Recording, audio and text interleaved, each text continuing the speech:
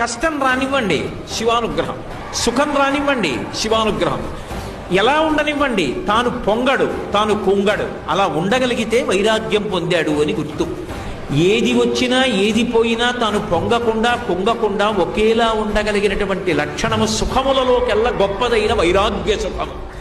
ఆ సుఖమును ఎవరిస్తారంటే శంభు, ఆయనే ఇవ్వాలి మల్లికార్జున. చిట్ట చివరికి ఆ వైరాగ్య సుఖము వలన మోక్ష సుఖము కలగాలి. ఆ మోక్షం ఎవరిస్తాడు? పశువు యొక్క పాశములు కోసేసి పశువుని తనలో కలుపుకొని పశుపతిని చేస్తాడు, పశుపతిలో కలిపేసుకుంటాడు. అది ఇచ్చి మోక్షం ఇవ్వగలిగిన వాడు ఎవరు? విడుదల. ఆ మోక్ష సుఖమని ఇవ్వగలిగిన వాడు కూడా ఆయనే.